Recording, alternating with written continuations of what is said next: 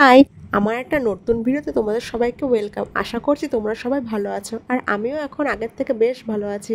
আর এই যে দেখো, চলে এসছো ডিউটি থেকে, আর ডিউটি থেকে এসে এই বসে পড়েছে আজকে স্পাইরাল পটেটো বানাবে বলে। মানে ওকে আমি আগের দিনকেই বলেছিলাম যে আমাকে তুমি অনেক দিন হয়ে গেছে কিছু বানিয়ে খাওয়াও না।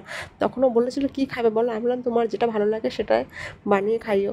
ও বলছে বেশ তাহলে চলো এখনই কিছু একটা বানিয়ে খাওয়াই দিয়ে। আমি তখন বললাম অনেকটা রাত হয়ে যাবে, তা আমি বললাম আজকে তাহলে থাক, তাহলে কালকে করো।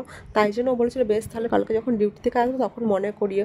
আর এই জন্য দেখো সব কিছু বন্দোবস্ত করতে বসে পড়েছে। আর ও বলেছিল সব কিছু আমি নিজেই করবো, আমার খালি হাতে হাতে সব কিছু গুছিয়ে এনে দিই, কারণ কেউ তো জানে না কোথায় কি রাখা আছে সেই কারণে। তারপরে এই দেখো কড়াইটা আমি বসিয়ে দিলাম, আর কড়াইয়ে দিয়ে দিলাম তেল, আর ও দেখো ভাজছে।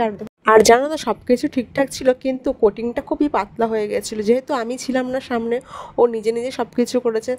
যাই হোক, তারপরে দেখো ফার্স্টবার যখন 4টে না 5টা একসঙ্গে দিয়েছিল তেলে, সেগুলো ভাজা হয়ে যাওয়ার পর আমি চলে এলাম বড় মার কাছে। এই যে বড় মাকেও দিয়ে দিলাম, আর ওইদিকে ভাই আর বাবা খাচ্ছিল।